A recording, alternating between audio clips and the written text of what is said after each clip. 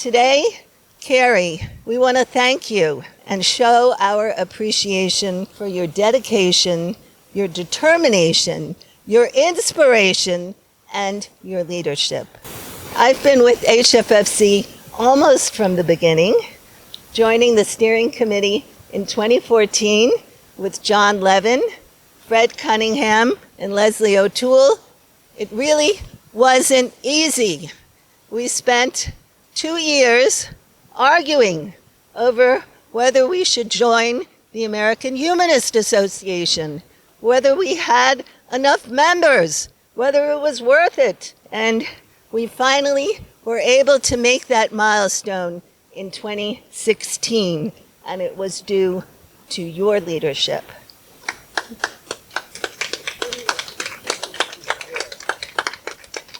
This was also due to your insistence on creating a community of humanists, reaching out personally to members. You may have gotten a call or an email from Cary or from one of us on the steering committee. He always wanted us to be proactive and to recognize any member who fell on hard times. Before COVID, we met at the Silver Star Diner, moving from their dining room to their banquet hall.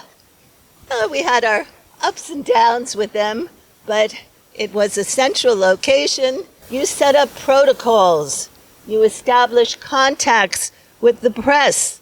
You ran all over Norwalk, including the train station, with Darwin, our cutout of Darwin, to promote Darwin Day. You have led our group in the support of and championship of legislative initiatives important to humanists in Connecticut: the separation of church and state, aid in dying, voting rights, abortion rights. You have tirelessly promoted humanism and science in the local press. You elevated humanism statewide by becoming the first humanist to give an invocation before the Connecticut legislature. It was Cary who insisted that we have a logo and a brand to create an identity, and our motto is compassion and reason. With COVID, you didn't miss a beat.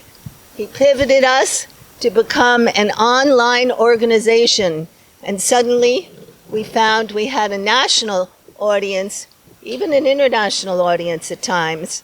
We could have easily collapsed, many organizations did, but it was Cary who motivated us to be part of the virtual world. We all became experts at Zoom.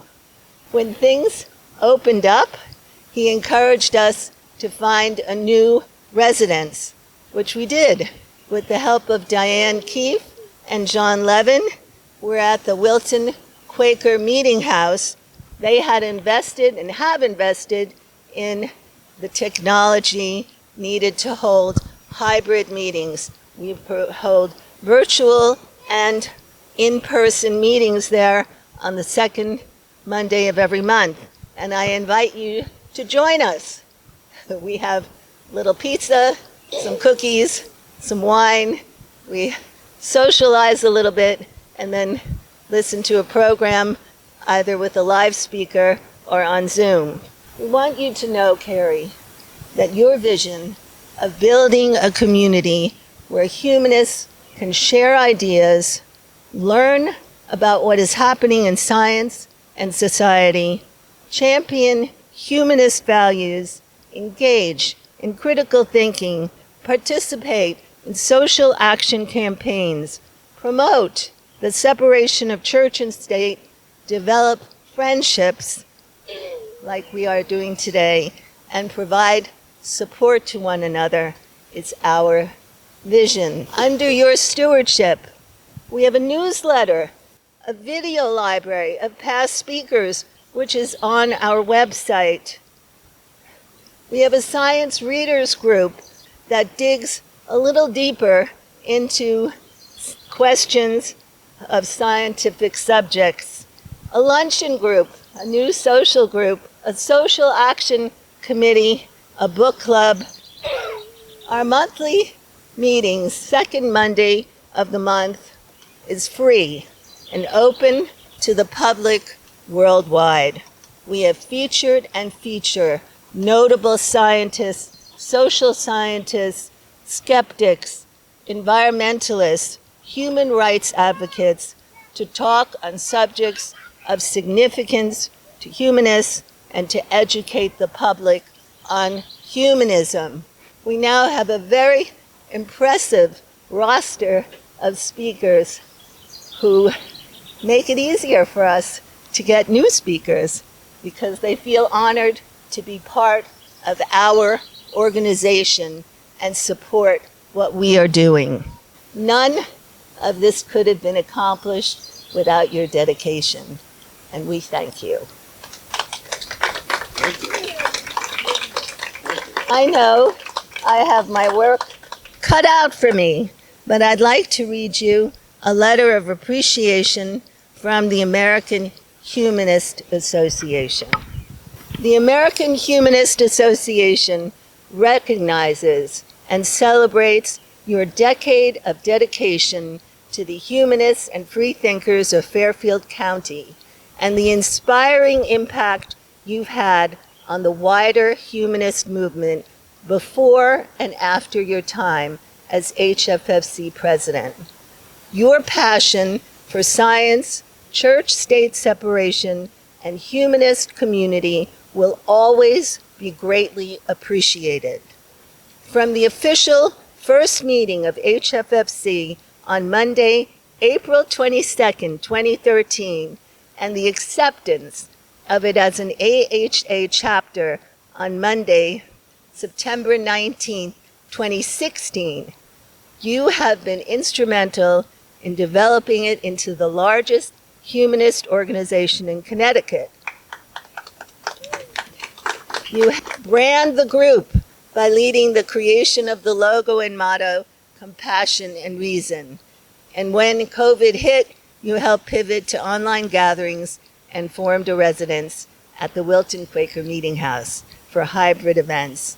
Your leadership has empowered HFFC to grow its outreach and feature notable academics, artists, skeptics to talk on subjects of significance to humanists. Cary, we are so proud that you were the first humanist to give an invocation at the Connecticut legislature. You always support initiatives important to humanists in the Connecticut legislature and publicize them with local press. For the past 10 years, you and John Levin led the Southern Connecticut Darwin Day Committee in organizing Darwin Day events and regularly getting resolutions and proclamations from Senator Blumenthal and Congressman Jim Hines. On behalf of the American Humanist Association, I wish you a well-deserved rest as you step away from your long-held leadership role with HFFC. The humanist movement is so fortunate to have you, and I look forward to staying in touch. And this is Nicole Carr, the interim acting director of AHA. And I'd like to read something from John Hooper, your co-founder, who emailed me, and this is what he wrote. I consider helping my good friend Cary establish HFFC to be one of the most satisfying and useful things I've been privileged to be a part of in all my humanistic endeavors. His perseverance, his dedication to humanism, and his deep concern for the folks at HFFC is never failing. He is a true friend whom I think of often with affection and admiration. That's from John Hooper. John Hooper is now sitting on the board of the American Humanist Association. So, Cary, we would like to present you with a small token of our appreciation. I invite you to open this. There's a little card. Well, I want to thank all of you for being part of this. So this wonderful gift is a serving bowl that says Compassion and Reason, Cary Shaw, President, HFFC 2013 to 23. I'll be contributing past this as well. I want to thank you so much, and I hope you'll all be able to participate in whatever food and stuff is put in here. If you come to the Monday night meetings at the Wilton Quaker House, there's food and drink and pizza and other things and good camaraderie. So I'm remembering that at a Darwin Day, one of the speakers was our Senator Richard Blumenthal. He said, if I thank people by name, they won't remember it. But if I leave somebody out, they will remember it. So I'm not going to give anybody names. But as I look around, I see a ton of people who've all contributed in one way or another. And I've been spurred on by two grandsons.